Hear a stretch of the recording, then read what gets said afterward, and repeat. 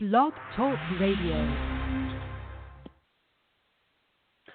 Hi, everyone. Thanks for tuning in. You're listening to Transform Your Life with Kellie and Lisa. Good morning, Lisa. Good morning, Kellie. People reading the show description have been messaging me since I posted it this morning. They're like, flying chimpanzees, really? Because when we were talking about the show this morning, it's always interesting, the topics we come up with, I think. And we try to go with things that are kind of timely. And, I was thinking summer because yesterday or today, depending on where in the world you live, is summer solstice. And Lisa came up with flying chimpanzees. We'll talk about flying chimpanzees. So I wanted to just get that right out there that I said in the show description, we might mention flying chimpanzees. So there it is. Having said that, it's summer.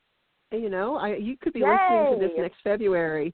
And if you're listening to this and it's February or it's winter where you are, I'm terribly sorry. It's summer today where we are. So how does that make you feel? Most people do what Lisa just did. Yay! I know a few parents who went, oh, it's summer, But for the most part, people enjoy summer. It's kind of like, vacations and beach and pool parties and all of those things. It hit me the other night. I was going through photo albums, really, really, really old pictures of when I was a little kid, pictures when my daughter was little. And I look at these pictures, and I can remember each scene, like it was still happening, and which means my memory is still good. I'm not that old yet. And I could remember, how it felt, how hot it was. It's like, oh, wow, that was a really hot trip. That was a really cool trip, those kinds of things. And you know what I didn't remember at all? You know what? It didn't even occur to me? It's how much anyone weighed, what they looked like in a swimsuit, if people were eating too much, if someone's hair wasn't right. None of that stuff mattered. And it really brought home the thing that, and every summer I post a similar meme on social media about how you should enjoy your life and not worry about what anyone else says. And quite frankly, if you are not where you want to be with your weight or with working out or with whatever, it doesn't really matter. Enjoy your life. And if someone's going to pick you apart because they think you look too heavy in your bathing suit, or they think that, your hair isn't right, or whatever it is, they don't deserve to be in your presence. They really don't. So I thought we'd start the show there. There seems to be just a lot of stress every summer. When I was doing a lot of coaching, every summer I would have a flurry of calls for coaching because people, and mostly women, but several men too, were so anxious about going to a pool party or going to a beach because of the way they felt they would be judged by other people. So what are your thoughts about that, Lisa? I remember, let me just start with a story. I remember when my daughter was 3 or 4, my sister was living in Charleston, South Carolina, and I was living in South Carolina. We went to visit her for a weekend, and we took my daughter to the beach. Pardon me, I had lost quite a bit of weight. A lot of it was the ex-husband, but, my own personal body weight as well. And so that's I was 150 pounds right there. Right? I mean, it's amazing what happens when you let loose with some of that baggage, But I was wearing a bikini. For the first time in a very long time, I had the confidence in myself to wear a bikini. I was proud of what I had overcome, losing some of the weight. And let me just kind of put it in perspective. The scale, I was wearing 3X sweatpants. 2X sweatpants. I was large. I was a very large person. I weighed about 250 pounds.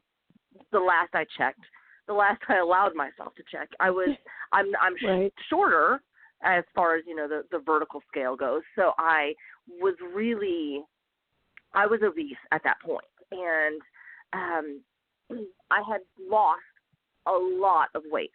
What happens when a person loses a lot of weight? For a lot of us, our skin is not as elastic as it used to be. The elasticity has gone out, so it doesn't bounce back nicely. So I had the effects of the weight loss, but then I also had the leftover mom stomach going on as well. But I was proud of myself, right. And I wore a bikini, and I went into the water, and I was getting out of the water, and this group of boys, they were maybe 4 or 5 years younger than I was, teenagers, they made some really nasty comments, loud enough that I could hear them. And so I think I've talked about this on the show before. I put myself back in the water, and I waited until I could get my sister's attention. I made her walk out to almost thigh-deep water, holding the towel out so that as soon as I stood up, I could wrap myself in my towel. And I have had that same exact experience. And if the two of us had, that's a really common thing. And that's why I don't know why people feel the need to put someone else down, but I had a really similar situation. I was over 300 pounds when I stopped weighing myself. I had been in bed, unable to get out of bed for over 9 months, and I thought I was dying. So since I thought I was dying, I was, I didn't want to eat healthy food. I was like, yeah, give me that cheesecake. It was really a slow suicide is what I was doing, looking back. But when I got it together again and lost, in total, I've lost 200 pounds almost, 180 over many years, not like, all at once, but over years. And the first time I went to, my husband travels a lot, and occasionally if he's going someplace really awesome that I really want to hang out and see, I would go with him. Haven't done it in a long time, but I used to do it all the time. And I would go to these resorts that his company was putting him up at, and I would hang out at the pool. He was busy working. I'm at the pool. Don't mind me. I'll be fine. And I had that very same situation. I was feeling very, very good about myself. And I wasn't wearing a particularly skimpy swimsuit. I was wearing a one-piece.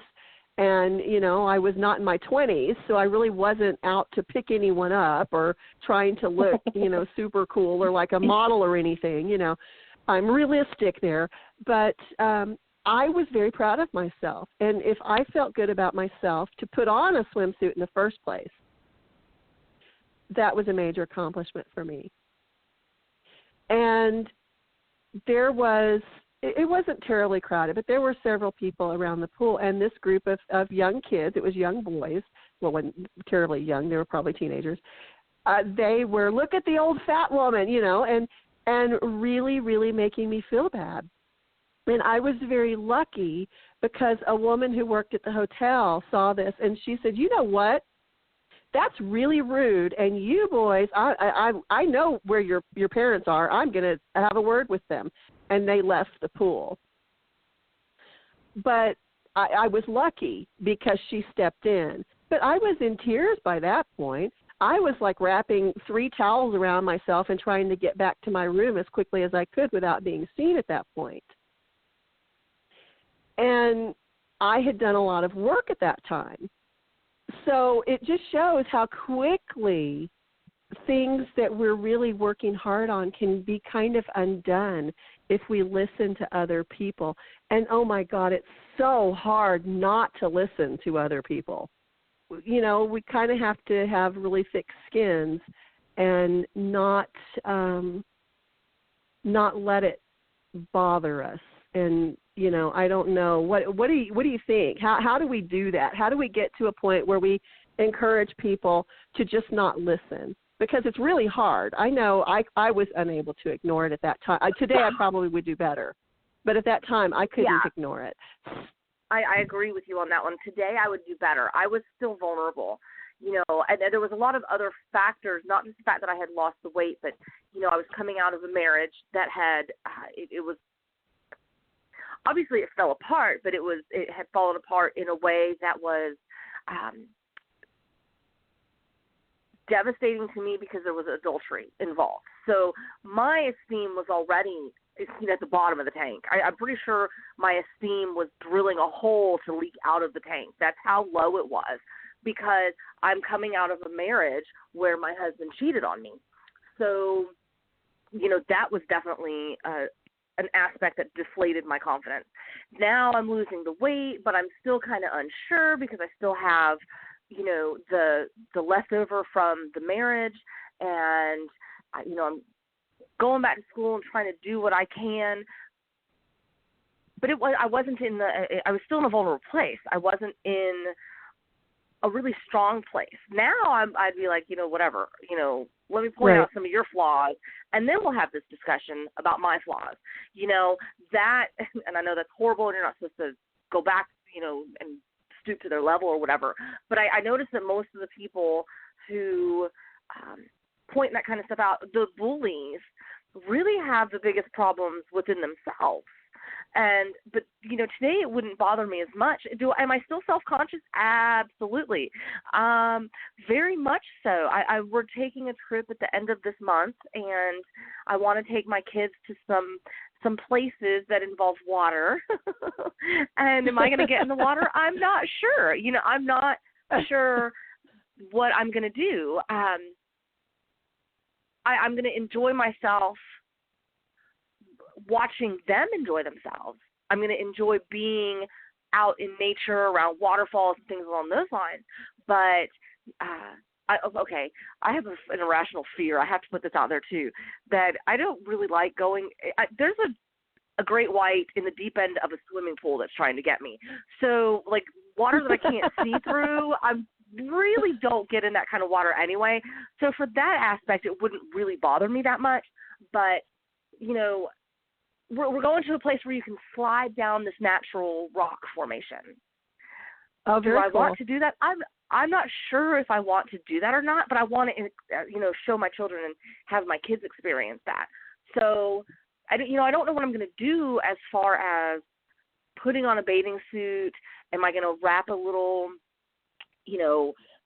shawl around my legs, because that's the part of my body I hate the most is my upper thighs. And so, I don't know what I'm going to do. But if somebody says something to me, I'm at a point in my life now where all I have to do really quick is switch on that film reel and look at what I've overcome. Right. To realize that person has no significance in my life whatsoever. A passerby who's going to make some snide, nasty comment is so insignificant to me. They're like not even a drop in the overall bucket of my life, or of past, present, future. They're nothing. So that's how I think I would react today. And I think that's a really good.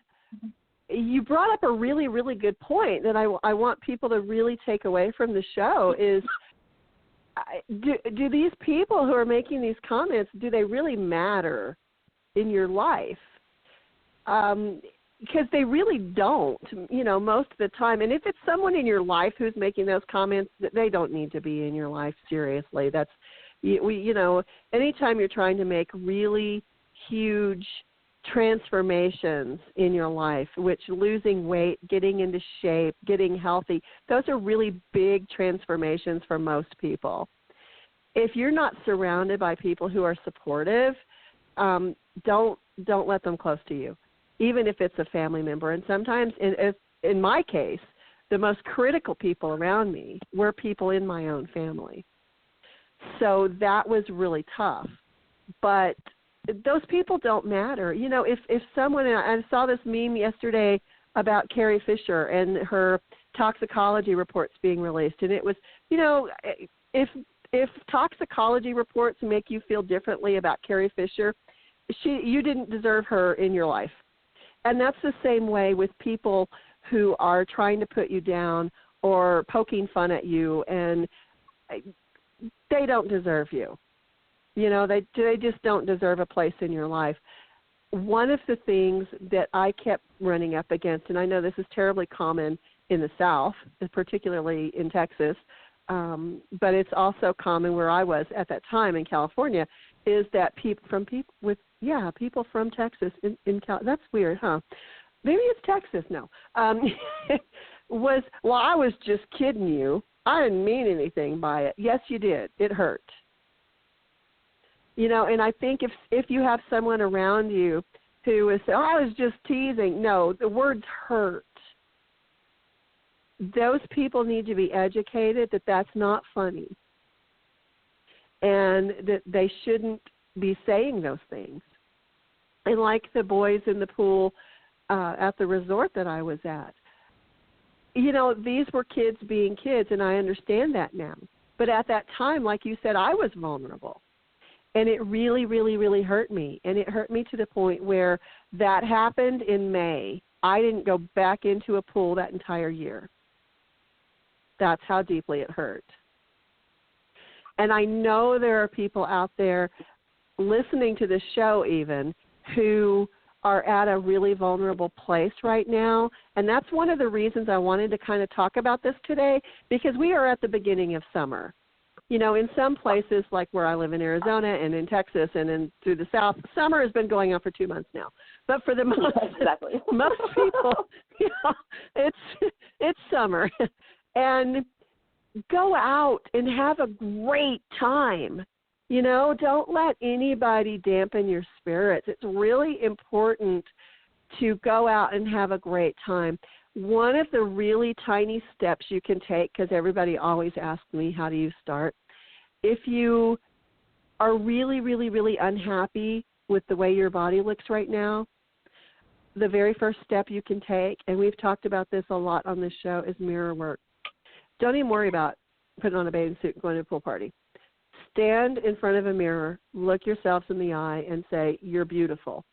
I love you. That's your first step. Because all of that external stuff, what you're wearing, you know, all that stuff really isn't going to be enough of an armor if you do encounter some rude idiot when you're out in public. But if you build yourself up from the inside, you're going to have that armor. And that's one thing I had not done early enough. I didn't do that until after I had that pool incident. But that's the first step. You know, and then once you get past that, put on a pair of shorts and go out in your backyard, you know? I mean, don't start with putting on a bikini and going to a pool party. Don't start with that. Don't sabotage yourself like that. Baby steps. We talk about that all the time here, baby steps. What do you think? Well, you brought up a really good point. When I was – go ahead. No, because I think mirror work is the way to start. But what do you think? Oh, I absolutely agree. When I was vulnerable, I wasn't loving myself enough. I was getting to the point where I loved myself, but all of the external factors were still playing a big part in how I felt. You know, I let the external idea of my marriage fall apart to really destroy me and make me feel like I wasn't worthy, or that, you know, I was a horrible person, because what kind of failure allows a marriage to fall apart? And what kind of marriage, you know, what kind of failure allows a marriage to fall apart when they're sleeping with other people? You know, so, I mean, there was a lot of issues going on with me, and one of them was I just didn't love myself enough. There can be a downside to loving yourself, and I say that lightly, because you can love yourself to the point where you just ignore yourself and you don't take care of yourself. You know, you allow yourself to eat that piece of cake every day. Plus, you know, you don't exercise and you do all the horrible things because you love yourself and you're perfect just the way you are. So there can be, I don't want to call it really the negative side, but there can be an opposite effect from loving yourself. If you love yourself, you need to to show yourself you love yourself by taking, good care of yourself and whatnot. But for me, it was, I was not at the point where I felt like I was worthy of anything. Like, I wasn't suicidal. I didn't feel like I should be dead, but it was more of like, why am I here? I can't even accomplish this. I stopped going to college to marry him, and then I had his child, and now, we didn't even make it 5 years, and the marriage is falling apart. Now I'm back home with my parents, starting all over again, but this time I have a little human being that I'm trying to take care of, So it was like all of this not loving myself built up all of these ridiculous thoughts in my head that I believed. So that's where I was with my vulnerability. Now I did fall on the other side of loving myself to the point where I just stopped taking care of myself because I am perfect just the way that I am. And so I just kind of just gave up on myself. And now I'm back to the point of I love myself. And if I love someone else, other people want me to show them that I love them, not just say it. So now I'm back to the point where I am treating myself with love the way that I would treat other people and the way that I would want other people to treat me. That's what I'm doing for myself now. So the whole idea of I would probably rip someone a new one if they made some nasty comment about, me being too big for a bathing suit or whatever. But that's just because I'm no longer like a doormat either. And I'm not going to let somebody get away with being nasty or, rude or disrespectful to other people. I totally and you touched on a really important point there too. No, about loving yourself, because I kind of did that too when I started with losing weight and trying to start getting into shape. I can't even say I started getting into shape because I think that came, months and months and months later, probably a year later. Right. I went through it. I'm perfect just as I am, so I don't have to work out through it. I can eat whatever I want because I'm perfect just as I am. And that really is the other side of not loving yourself. That's not loving yourself either, guys. It's right. Yes, you are all exactly at the point you need to be at right this second. Does that mean you're finished? Well, I don't know. Are you dead? Because if you're still living, you're not done yet. And right. I came to a point to understand, and I think you got there as well, where it's not about ever being finished. We are always throughout our lives trying to be a better version of ourselves. I'm not trying to look like a supermodel. I'm not trying to look like a bodybuilder. I just want to be a better, healthier version of me than I was yesterday. Uh-huh. And if we all go through life like that, the only person you're competing with is the you were yesterday. So don't even think about, I went through a period of time where I didn't even look at a magazine. I didn't even turn on the TV. Well, I still don't watch TV, but for an entirely different reason. Because I had to really kind of get tough with myself. I had to use tough love with myself. Mm-hmm. And say, you know what, it doesn't matter what that person looks like. It doesn't matter what that person's wearing. It doesn't matter what that person's eating. Those people are not you. You have to be good to you, what is right for you. And I started taking steps forward. But I think we all get stuck in that societal, well, this is what's beautiful, and if you're not this, then you're not beautiful. And that's just not true. That's just a stack of lies that has been sold to people. And like I said before, not only women, men have it too. I have a friend, actually a friend of my husband's, who a very large man. he's a big boy. But we had it wasn't really a pool party. It was more like a pond party. But he was wearing swim trunks. And someone, this was a public place. This wasn't like on a private property. Someone from another picnic area made the comment about some people just are too big for bathing suits. And they were looking at him when they said it, and he turned around and said, you know what, they make them in this size, so I'm not too big, it fits. And I thought, good for you for standing up for yourself. But then I noticed he got really moody after that. And his wife went up to him and said, you know what, I love you, I married you, what the hell does that creep over there matter? But that's what it took. It took all of us around building him back up for the next, rest of the afternoon, really, over one cruel comment. But I really did love his comeback. His comeback was really very good.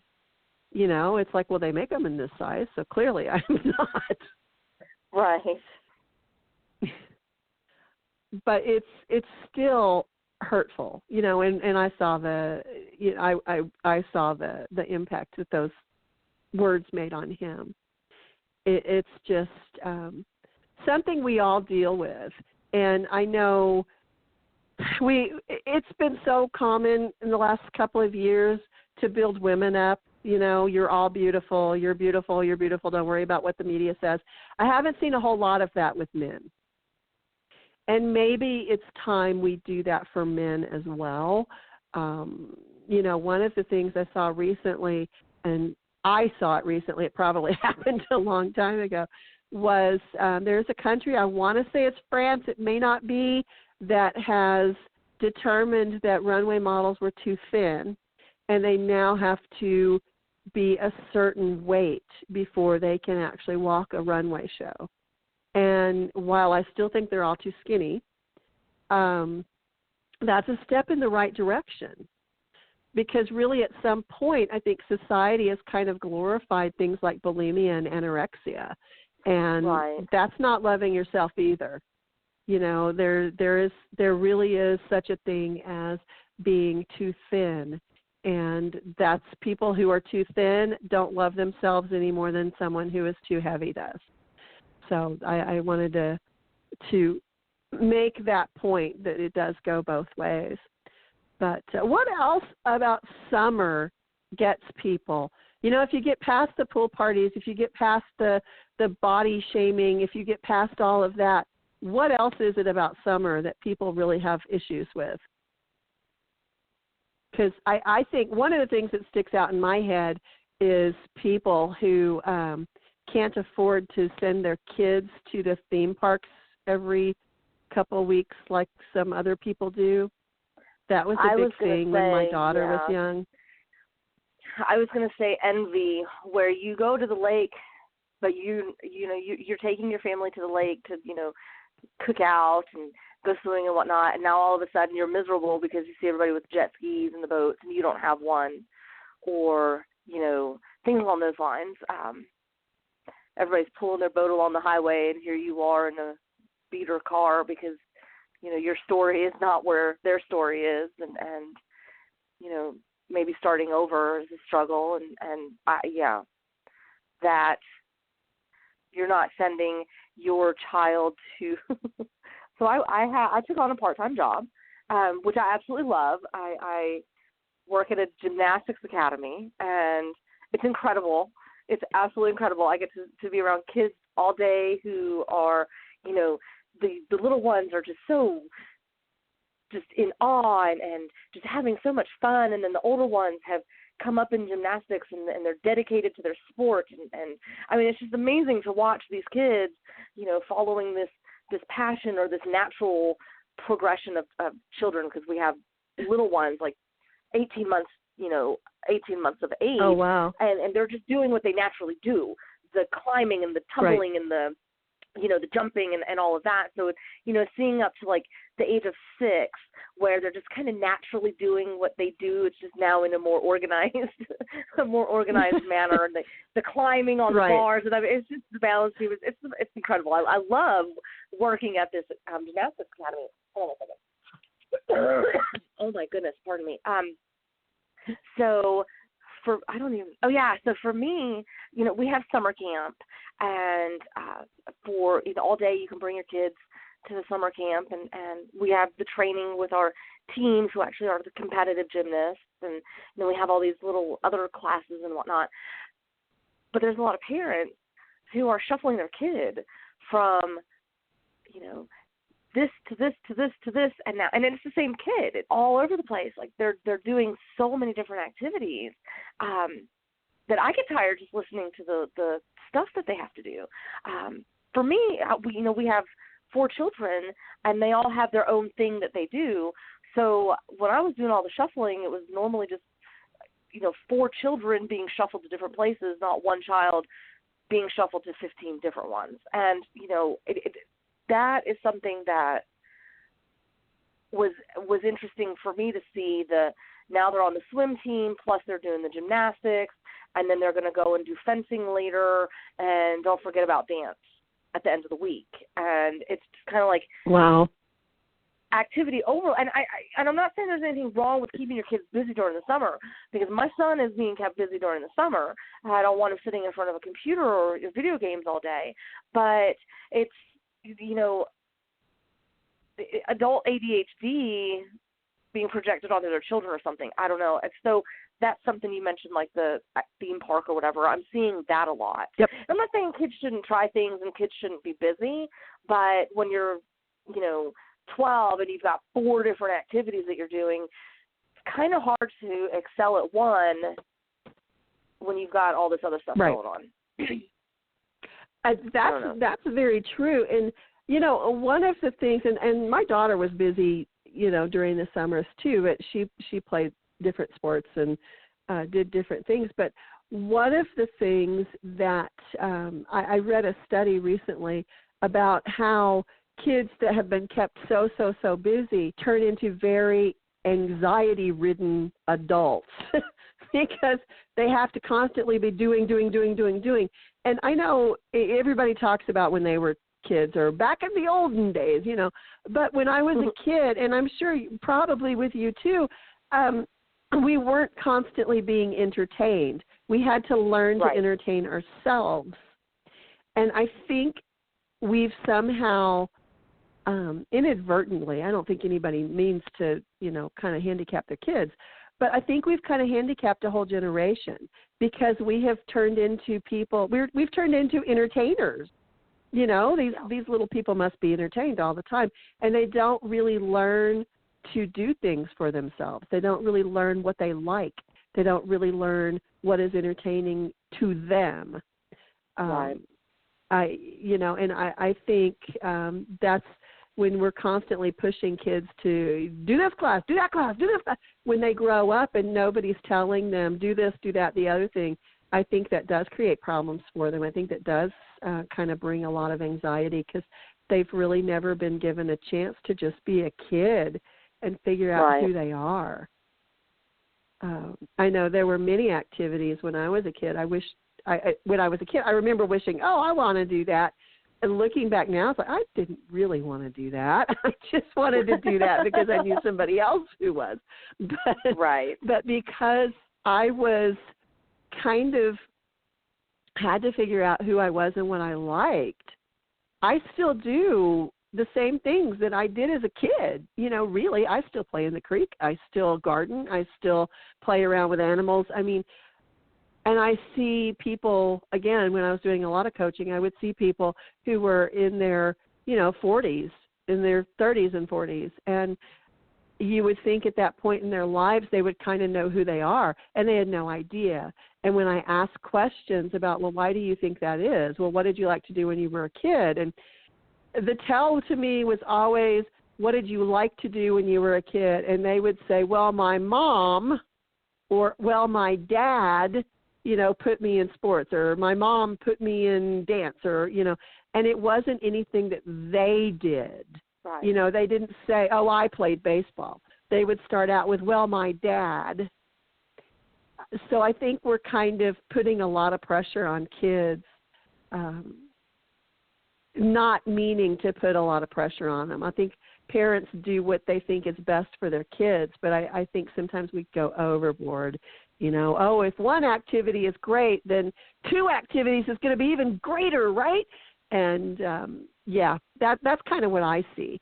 But, going back to the whole money thing, which was kind of what we were talking about without saying the word money, that's a huge thing for a lot of people, especially in the area that I live in. A lot of people here don't have much money at all. And when you have that natural competition between, kind of the haves and the have-nots, it can be really, really tough for the parent, because nobody wants to disappoint their child, and everyone wants their kid to do stuff. One of the things that I've seen recently, I actually had to, I talk about driving to the post office or driving to the gas station or driving to the feed store. It's actually all the same place. But anyway, I was driving there the other day, and I saw a handwritten sign on, outside of the building, and it said, bring your kid to a summer camp. It's a day camp. It's a private home. It's free. Just bring your kids. Pack a lunch, please. And that's what people out here are doing. There is someone out here who has a pool, and they're inviting other kids and their parents to come out for the days and just play in the pool and, have a picnic lunch. And I thought that's a very cool thing, because nobody out here has a lot of money. So that's a way to keep kids occupied that isn't going to cost anyone. Maybe, people listening, maybe if you're kind of in that same situation, maybe you get a group of other parents together, get your friends together, and just do something with the kids. Doesn't have to be expensive. You can do it at somebody's house. Put up sprinklers and let the kids run through it. That was my favorite thing when I was a kid. You can find. Oh, isn't that awesome? My dogs love it today. Put on the sprinkler. There go the dogs. Water play is always fun. Yep, always. So there are things you can do and make it fun. You just have to kind of be a little bit creative, and you can come up with ways to entertain your kids over the summer that doesn't really cost anything. I used to get a big kick out of the mobile library that would drive by, but then I was kind of a bookworm kid. But that was a great activity for me, because we didn't have air conditioning and we lived in Texas, and the bookmobile was air conditioned. Ooh. So I would go, I would go in there. They'd have to kick me out. And you're not far. No, you live far from where I am now, and I couldn't imagine not having air conditioner. Whew. Right. Oh, it's hot. Yeah, but we didn't. We didn't have air conditioning. We did have a swamp cooler. We had we called them water coolers. Other states outside of Texas call them swamp coolers, but it was a water cooler. And every once in a while, my grandmother would put ice in the bottom of it to make it colder. But it was certainly not air conditioning, and it was very, very hot, and we were out in the country. So, it was just what it was. It was what we had, and we didn't know any different. So if you've never had air conditioning, you don't know how amazing it is. You don't know what you're missing. Today, exactly. I would not do it. It's like, wait a minute, Texas in the summer with no AC? I don't think so. I will be booking a flight to Alaska now. Thank you. No kidding. We're supposed to be in triple digits by the end of the week. Again, we've already been there. Today's the first day of summer, and we've already had triple digits. So yeah, I couldn't imagine. But that's I today I would never do it. But I know I was just having this conversation with someone earlier today on social media. Phoenix has been 124, 125. Tucson, which it's always 10, 15 degrees cooler than Phoenix. They hit an all-time record temperature, hottest it's ever been in Tucson the other day, 118 degrees. Oh, my Lord. Now, I live outside of there. We never get that hot. If we ever get that hot, I swear I'm moving. But we've had triple digits. And where I live, at the foot of the mountains, that's incredibly hot. So there's just this huge heat wave going on. So when I saw the sign about, come hang out in our pool, everybody is invited, I was like, hey, I don't have a kid, but perhaps I could borrow one for a day. You know? Right? Maybe you need help handing out sandwiches. I'm going to volunteer so I can get in the pool. That's it. I'll make sandwiches. Yes. You know, it's been very hot already this year for a number of people, and you know, I'm seriously thinking about running through my sprinklers myself. I'll play with the dogs. That'll be great. But what else? I mean, we've kind of covered the body shaming thing. We've covered the money thing. You know, there's so much around summer that as a kid, that was like, oh, wow, that's just heaven. Summer, no school, yay. You know, and as an adult looking at summer, we look at things very differently. Financial aspects of summer is huge for so many people. You know, it's just extra activities. It's just extra travel. It's just extra, you know, clothing. Even if you're having to buy bathing suits, swim. You know, those tube things. I know they're running a huge sale at the dollar store on those swim tube things. What are they called? Pool noodles, I think is what they're called. Noodles, but yeah. I when my daughter was young, there were no such things. We were like, here's your swimsuit, go. But right. It was, now they need so many extra things. And I think that's a huge one. I really think the financial aspects of summer creates so much more stress than the quote-unquote beach body aspects of summer. In so many people's minds. That's just a huge thing. And I know there are people who have both of those issues going into summer. So, you know, be nice to yourself. Be appreciative and grateful of what you have. And, you know, embrace your creativity. Truly, embrace your creativity. I know a woman who refuses to put on a bathing suit. She will not. She will, however, wear a T-shirt and what we used to call pedal pushers. They're, you know, like capris, but they're shorter than capris. Mm-hmm. They're long shorts is what they are. And then she will go out and play with her kids in water. That's what she's comfortable with. Don't think just because you're at a pool that you have to wear a bathing suit. If you're really, really right. not ready for that, be nice to yourself. Put on a pair of shorts and a T-shirt. Unless you're at a public pool that has a dress code, which there are a few, so check that out beforehand. Nobody's going to care. Nobody's really going to care.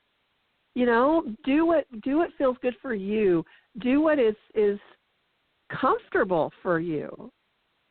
And a bonus to wearing a T-shirt and shorts is that you're not spending money on a bathing suit. So there you go. There's your extra bonus there.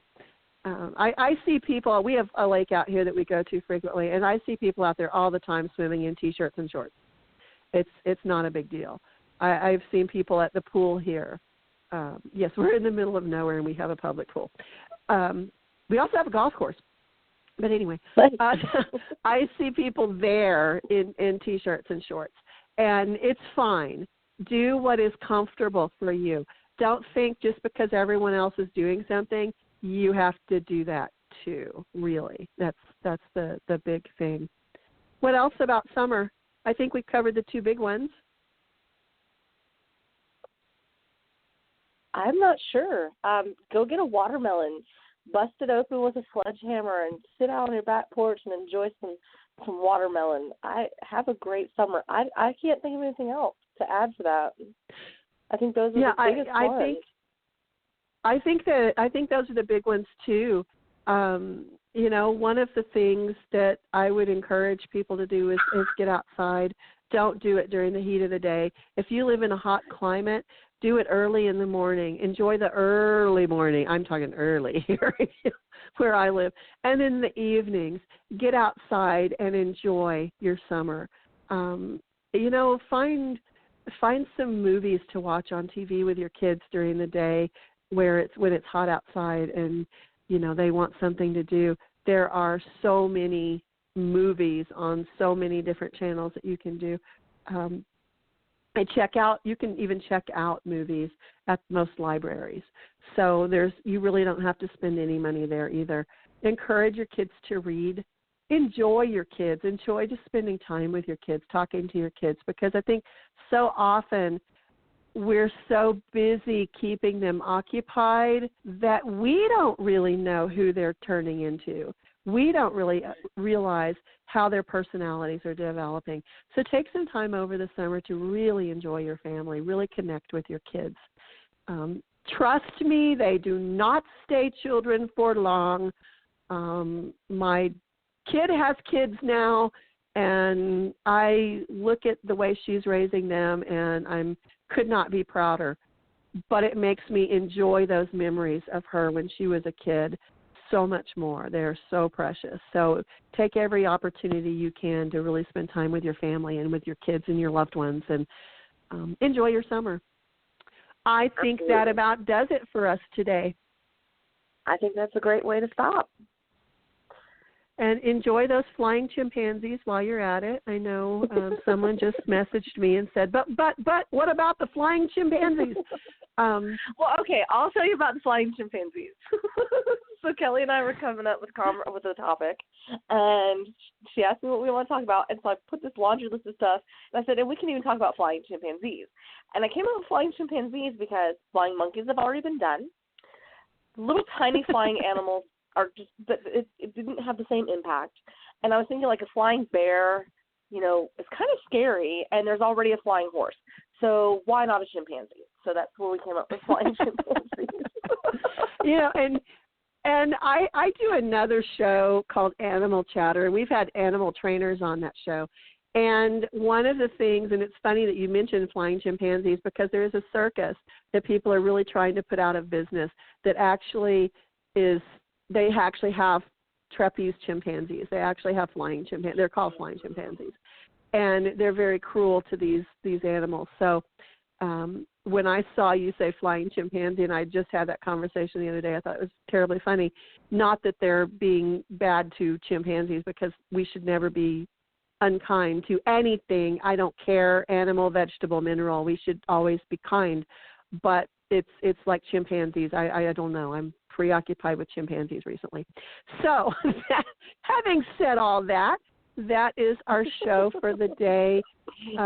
Please like the show, share the show. It's all over social media. We really do appreciate it when you share the show. Comments. So if you don't want to set up your own Blog Talk account, which is free, so that you can like and share the show through Blog Talk, we are posting the archives. We always post the archives. Please share those links. It does make a huge difference, and we really do appreciate your support. Bye, Absolutely. guys. We will catch you next week. Bye, everyone.